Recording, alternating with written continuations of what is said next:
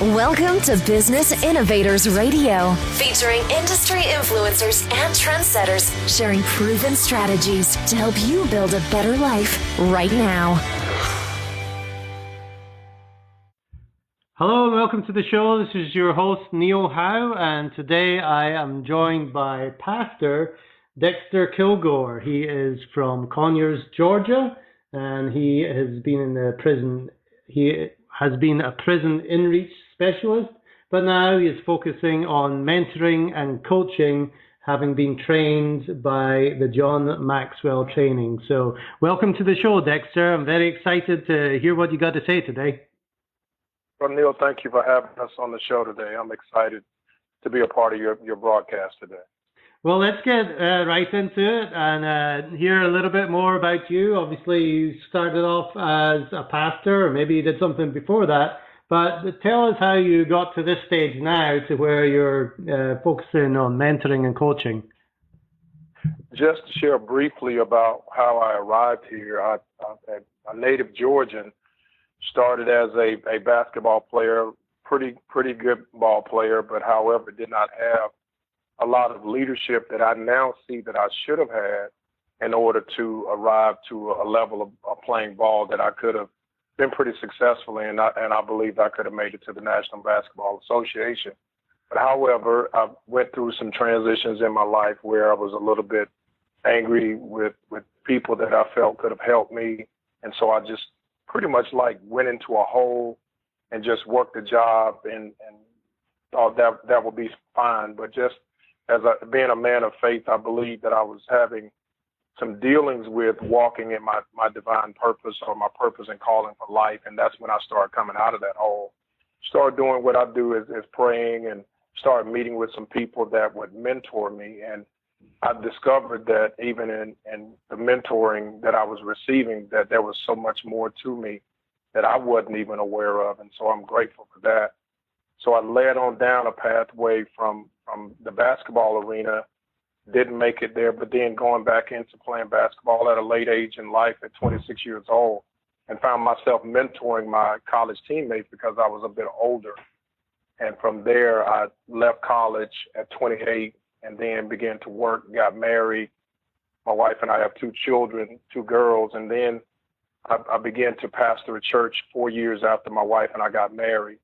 And as I began to pastor, I started seeing even more clearer what my purpose was for life, and that was to mentor men and boys to help them to walk in the purpose and the mission for their lives. And so I began to do a lot of studying in the John Maxwell, in his literature, reading material like How Successful People Grow, 21 Irrefutable Laws of Leader, started looking at developing the leader within you. And from there, what ended up happening, I felt more comfortable in who I was. I walked out of the identity crisis that I had basically to now identify who I was. And so that's when I started working for an organization in a local school district for about 20 years and started mentoring boys in an after-school program.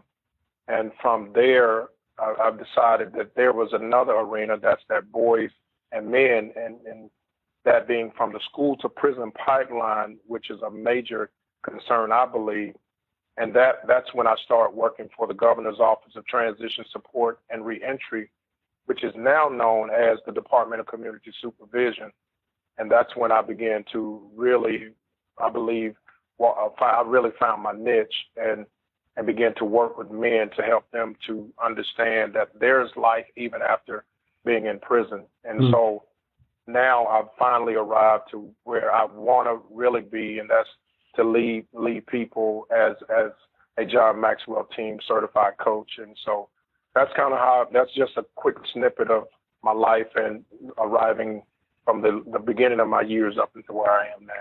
Right. So, first of all, you felt it yourself that there was a lack of leadership in your life, but then, through that experience, you went on to work in the schools for 20 years. You must have seen quite a lot of problems, and not just one-off problems, repeated problems, as well as working in the prisons. I'm sure there's the main problems coming up over and over and over, and it has to do with leadership. Tell me a little bit more about the actual problems that the youth are having in the area around you that you are serving. Neil, I think the major problem with our youth is, and it's probably something that you and I encountered when we were youth, and we would want to just say to our parents, "You're not listening to me." And we would say that even to our friends. Then when we go into the community, we'll tell our friends, "Our parents won't listen to me." And if the truth really be told, I think our children are very accurate there. And I've begun to see that I've gained more ground through listening to people than probably most who just give their kids all of the information. I read out of this old ancient book. It's actually called the Bible, Neil, and it says, "Be quick to hear, slow to speak."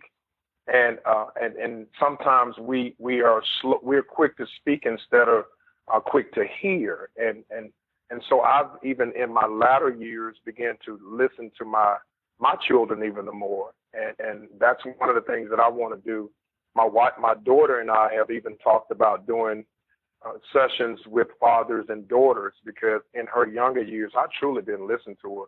And even, I don't know where I got it from, but I noticed that the same letters that you use for listen are actually the same letters that you use for silent. And I got to be honest. In my younger years with my daughter, I wasn't silent. I was pretty much just telling her. And then even as in the Bible it says, "Lo, I am with you," I was more so doing things to my daughter or doing things for my daughter, or basically not doing anything at all instead of doing things with her. And I see now as I do them with her, it's more restorative, and it's so much. I'm so much more happier. I think she's so much happier. My grandkids are so much happier. We do things in a peaceable way. And so my message to any organization that I work with, or students that I work with in schools, because I go to different schools working with mentoring, with mentoring programs, trying to get them to understand, if we would just take time to listen to our children. I heard it said once before that people don't care how much we know until they know how much we care. That's right. And so I took a formal training through an organization called International Institute of Restorative Practices. And the basis of what we do is we do a check-in question and a checkout question. And I did that in a classroom. The teacher said, "I can't get these kids to sit down. They refuse to do this, that, and the other." I took time to say, it was on a Monday, so I asked the kids when they came in the classroom, "So how was your weekend? What was the greatest thing that happened to you this week? And what was the worst thing that happened to you this week?" And then we began to walk through the worst thing and say, "Okay, what are some of the solutions that you would have?" And then asking some of the other children to interact. And they began to do that. And then we came up with answers. And then the students sat down for the remaining 45 minutes. And then at the end of that, we did a checkout question. "Okay, what is the greatest thing that you've learned from this experience?" And they began to share how we cared for them. And then they began to share some of the things that they learned from the lesson. And the teacher basically asked, "What in the world what did you just do with my class?" And I said, "I took time to listen to them." I think it's critical that we do that. Yeah, that seems to be a bigger and bigger problem now when you have the introduction of phones. Everybody's got a phone in their hand. Social media, everybody's involved in social media. And we find ourselves, I know I have 7 kids myself, so, I know that if you try and focus on business, oftentimes there's noise about you and you're just not hearing, you're just not listening to them. And I don't know if you know the figures in this, but a while ago I heard that the average father spends about 37 seconds a day with his kids. I thought that was absolutely astounding, but I know if they're at work all the time, it might be saying hi in the morning and bye, and then by the time they get home, they're in bed. What's the balance? They need our time. They really do. I think it is just being intentional about it. I tell people regularly, if you show me your calendar or you show me your bank account and a ledger in your bank account, I can tell you what's priority for you. So I've even started to set aside time with my family. We make it a point now that we, and I generally call it a 7-5-2 principle. And the 7 is we take 7 days a week and we think or we pray for one another without one another being present. Then 5 days a week, we pray together, be it Skype, be it conference call, whatever. We make contact or come in contact with one another that way. And then secondly, my wife and I try to make sure that we're praying at least twice a day for our children, or twice a week rather. We coming together. And so it's about being intentional. And even in my learning, I begin to understand that this thing has to be intentional. It just does not happen. You have to put it on your calendar, put aside monies for it, and make that thing happen, because if not, our children will be grown before you know it. They'll move out and they have their families, and they'll pretty much echo what they've seen us do in the family. So, I believe it has to be intentional. Put it on the calendar and pretty much schedule everything around that, because family is extremely important.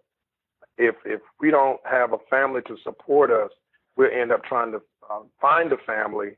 And that's when, in the basketball arena, I started embracing folk as family. That was causing me to get in a lot of trouble that I should not have been in had someone listened to me. Yeah, one of the things that we do as a family is you try and eat together every night and, talk around the table, which allows each other to interact with everybody's day. It's definitely a good time to get together, and I think there's research on that as well. The families that eat together at night and have dinner and talk are more likely to stay together as well. Listening obviously is a big problem, and we have to pay more attention to our children especially and listen to them. But what other problems do you come across? It's not just the listening that's the problem. I think listening is key, and even in one of Dr. John Maxwell's favorite quotes is, "Everything rises and falls on leadership." And I think many of our leaders, we are asking our children to do something and do things that we're not willing to do. We ask them to be integral, but yet we're not. We ask them to be loving and kind and caring to others, and we're not. And so I think if I could sum it up in one word, I would say example. Mm-hmm. And we don't listen, and we're not very good examples of. I was amazed at how one day I was driving down the road, and my daughter, being as young as she was, I think she may have been 6 or 7, and here I am fussing at the car that's in front of me and saying, "Move out the way and do this, and you need to get out of the way, you drive too slow." And shortly thereafter, I guess several days later, my daughter starts saying the same thing in the back seat, and I'm like, she can't even drive. Mm-hmm. Where's she learning this stuff from? I'm like, oh, so I'm the example. She's following my lead on this. And so I think if we want to shift these things around in life, if we would listen and we'd be a good example to those that we're leading, because many of us fail to realize all of us are leading someone. But the question is, as we lead them, where are we leading them to? And so we have to be a good example. Yeah, definitely. And I certainly know how it is driving in Atlanta traffic. The emotions can get the best of you, and you've got to be careful. And, who's in the back seat and who's listening to your every word, because they do. They pay attention to us, even if we're not paying attention to them as much as we need to. Now, how about how it transforms into the business world? Do you see some of the same issues in the business world? Yes, I do. I think in the business world, there again is we're not listening as well as we're not being the example. I truly believe when you study the purpose of business is about making provisions. And I believe as a businessman or a businesswoman, as you have different ones that are multimillionaires in our world, that they are a part of their obligation is to ensure that other areas are provided for. I think just in my personal belief, of course, that's their assignment, to make provisions for schools, or education arena or the media or arts and entertainment. I think that's their assignment. All of us have a purpose, and I believe business is to do that. And so one of my ultimate focuses as I lead down the pathway to help and train leaders is to understand what their purposes are and be comfortable and walk in that area so that our world becomes better and be that which all of us can be proud of. Mm-hmm. So listening and being that example and considering other people. I think a lot of times we don't consider others. It's basically about ourselves. Right. So let's talk about some of the misconceptions of being a leader. You touched on something earlier when you said, generally you're telling somebody what to do, but you're not really listening. Is a leader, and I think people have this misconception, is a leader that is just somebody that gives instructions and tells people what to do. Is that right? That is a leader, I think it's the lowest level of leadership. I think we a lot of times want to just tell people what to do because we're the boss, but we never stop for a moment and get that individual's permission to lead them. I mean, it's the next level of leadership, and so if I were to allow people to give me the permission, that's why even one of my previous jobs, I used to ask people, would you mind doing this, or can I get you to do this, or what do you think about this? And they would do it a whole lot quicker versus me saying, hey, go over here and do this and do that and do that. It's just the next level of leadership. And even in one of Maxwell's books, he talks about the 5 levels of leadership. The first level of leadership is because the position. I'm your supervisor, so you do what I tell you to do. And sometimes, as well as I know, there are some companies that you may have worked for that had that person not been your boss, you probably would have did what they asked you to do. Mm-hmm. I know I've experienced that because I'm there to get a check, and if it had not been for this check, I truly wouldn't follow you because your leadership is not what it should be. And I think parents sometimes take that stance as well. Do it because I told you. Yes. Okay, so moving on, what's the second level of leadership? The second level is permission. People, you let me give you the permission to lead me, and so therefore I'll ask even people when I'm trying to work with them in a training session. Are you okay with the direction we're going in with this particular leadership training or this mentoring process or coaching session? Simply because if that person, I believe, if that person is not a part of their own change process, it begins to be a challenge for them to make that change. Mm-hmm. And so if they are part of me, okay, I had some say-so about me eating a certain way, they're generally apt to do that. But when somebody's always telling them, you got to do this and you got to do that. I know when I was a kid, one of the first things I said when I was grown, I said, man, if my parents had not told me to do that, I promise you, I wouldn't have eaten that meal. Right. And so we got to get that. It's the permission. Permission is kind of like, you're starting to work together now, that rather than working separately if you're just being told what to do. Yep. So we've got position and we've got permission. What is the third level of leadership? Third level is production. That level right there is when people follow because of what you have done in a particular organization or in your family. And I'm seeing now that I've become a little bit more productive in my home. So now my children are more apt to follow me, and I'm seeing it be a whole lot more effective. So production. A lot of supervisors ask people to do things that they're not willing to do or they even know how to do. Mm-hmm. So production. Yeah, I know that. I got that frustration from my 16-year-old, 17-year-old now. Working for the first time. One of his biggest frustrations is his manager or supervisor, tells him to go and do stuff, but is not willing to do it himself, and it's very frustrating for him. So what is the fourth? The fourth is people development. And so that's the area of reproduction when we get to a point where people follow us because they see we have an interest in developing them. And in other words, Neil, it was strange. I would go to different organizations and work, and the first thing I'll do, I'll gather the people together and I ask the question, which one of you want my job? And they'll look at me like I'm strange. And I said, well, I need to know who you are because every great leader has a successor. And if every great leader have a successor, we need to find who that individual is and pour into them in such a way that if I were to do one or two things, which are going to happen, one, I'm going to retire. Two, I may die. In most cases, and there's a strong possibility that's going to happen. But if I die or if I retire, how are things going forth after I leave? If people are constantly saying, well, if Dexter was here, this would have happened. Guess what? I believe I wasn't an effective leader because I didn't develop the people.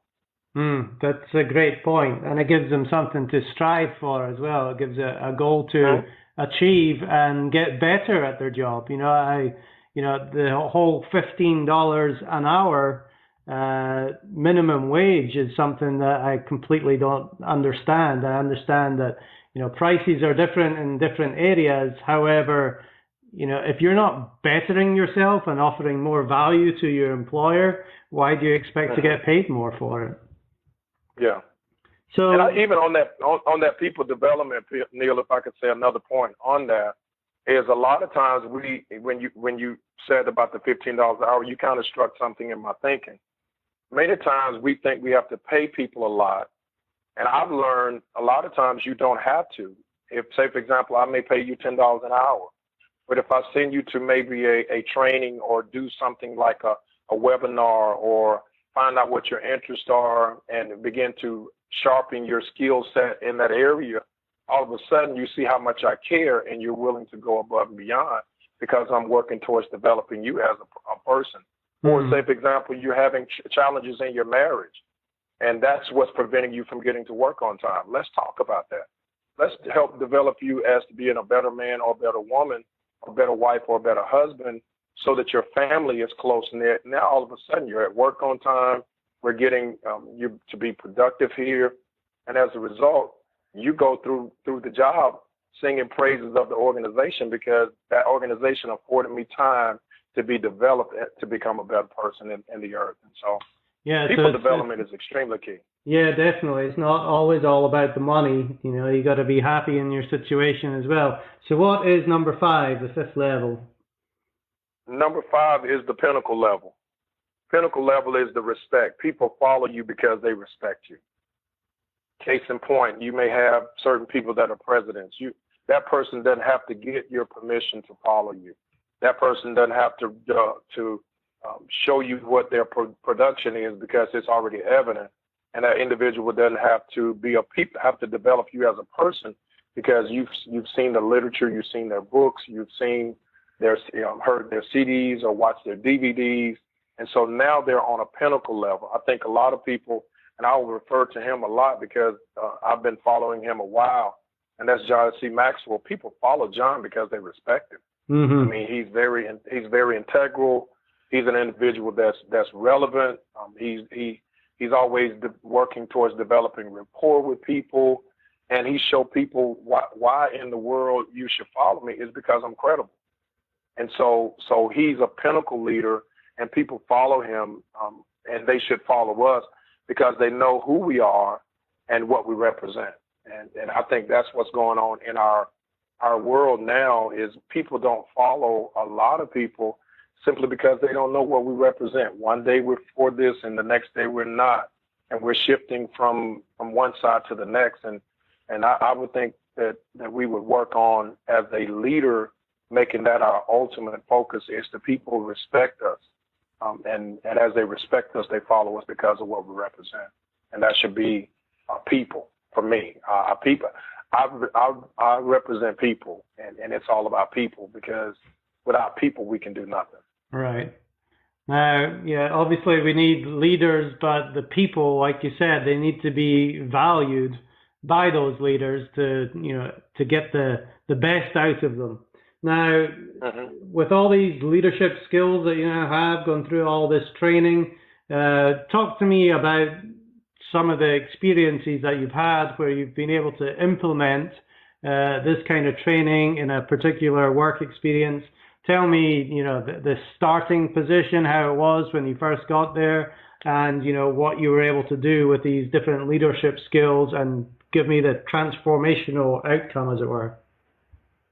When I initially started going through the training, I was working with the third largest school district in the state of Georgia and a transportation department. And there I was somewhat challenged because my leadership skills were not where they should have been. And I was actually at the positional level, do it because I tell you to do it. But then I started studying and working on my leadership skills. And now I'm asking permission and then becoming more productive. When I stopped at the production level, that was one of the most powerful areas for me, because one of the concepts that I embraced was, first of all, I bring you in, you do it with me. Second, so you watch me do it, rather. And then secondly, you do it with me. And then thirdly, I will do it with you. And then fourthly, I will watch you do it. And then after I watch you do it, now I walk away and I allow you to handle it. Now, I got to be fair to you, Neil. When I first started doing it, it was a challenge for me because I had this mindset that if it's going to be done right, I have to do it.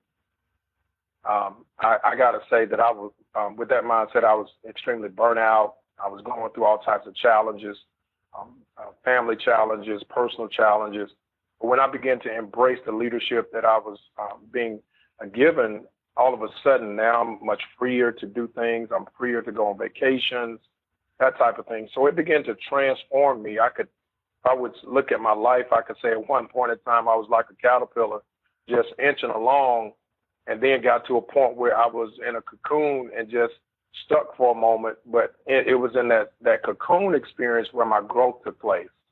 And then as I allowed the growth to take place in these different organizations with the school district, within prisons, institutions that I go in, working with young boys inside of different school districts, showing them how to have what I believe is proper relationships through proper leadership. And then now here I am on a tangent now to go to organizations and do things like lunch and learn. Most organizations give their employees 30 to 45 minutes for lunch. We may come in and do a lunch and learn and talk about things like how to become a more effective leader, or we may go through a session where we're talking about failing forward. Yeah, you've gone through some challenges in your life, but let's show you how to move forward in the challenges that you have, and trying to help people during that time. And then if the person loves the lunch and learn, what we'll do then is we'll move them a little bit forward and doing like what we call a mastermind. And that mastermind allows us to meet on a regular basis, maybe once or twice a month, if not more, that we can spend some more in-depth time with them, 60 to 90 minutes, where we spend some time to help them learn that. And then if it gets to a point where they want to move in a little bit further in this particular process, then we take them into a coaching session where they can have one-on-one with us, and we can move them on the pathway that they believe they can be on. Mm-hmm. So that's kind of how the process goes along with what I do with training different organizations or training individuals in an organization. Now, let me ask you this, Dexter. If somebody realizes, or they've been in contact with you, or they've read one of John Maxwell's books here, but they have that totalitarianism or dictator kind of style, being in the position number one in leadership, how easy is it for them to change from that position and move up the line to the fifth level? It's for me personally, it was very difficult, because I never took time to look at life out of the lens of the individual that I was leading. And so what happened was I brought the individuals in who I was leading. And Neil, it was an extremely uncomfortable experience, but the more I did it, the better off I became. I brought them inside of a meeting, and I asked a simple question, because I heard the word on the street was, he's mean, he's this, and he's a dictator. And so I brought them in and I asked the question, so how do you guys feel about my leadership? If you had to do this job and do this job for free, would you still follow me? And a lot of them said, no, I wouldn't. Oh man, it was a humbling experience because I then seen that I wasn't as good as I thought I was. And so from there, I began to ask them if this is the challenge or the problem, what do you believe the solution is? And going back to how you and I started this conversation, they said, we need you to listen to us. And so I said, okay, so listening, you believe is the solution? And they said, yes. And I said, okay, let me ask you one final question. The challenge is you don't like my leadership. The solution is you think I need to listen. Now, my third question is, what level of commitment can you bring to this particular process? Mm-hmm. And as we talked through it that way, all of a sudden, the culture began to change. And but this is the greatest challenge for most that are leaders. The leaders got to want to change. And the leaders got to see, again, life out of the lens of the people that they lead versus only looking at out of the lens of themselves. And so that's when I began to change. I allowed everybody that was affected by any situation to have a part in the conversation because we wanted to be productive and we wanted to be known as the best. And so that's kind of how I approach a leader who has that dictator mentality because I had it. I had it bad. Mm-hmm. And so working on the training and utilizing it instantly and then finding another leader who had that same challenge and began to walk with them during that process as well. Well, it can be humbling to actually listen to what your employees think about you, certainly, but, ultimately, if you're able to invest in yourself and improve yourself and become a better leader, it's going to be better for all. Now, Dexter, I really appreciate you spending the time and sharing about leadership, especially that first message about listening. What is a good way for people to get in contact with you if they want a lunch and learn, like you said, or any help in their business to lead better? What's the best way for them to contact you? The best way to contact me is by phone. You can reach me at 678-275-8283, or by email, you can reach me at dexter@legacylistening.com. That again is Dexter, Dexter, @legacylistening.com, and my web address is legacylistening.com. That again is legacylistening.com. Yeah, I like that, Legacy Listening, definitely. Well, Dexter, thank you very much again. It's been wonderful talking to you. Great information, and hopefully we will talk again soon. Okay, well, Neil, thank you for having me. Well, to our listeners, thank you very much for listening. And if you like what you hear, hit that like button and share, and we'll see you next time on the show. Thanks for listening to Business Innovators Radio. To hear all episodes featuring leading industry influencers and trendsetters, visit us online at businessinnovatorsradio.com today.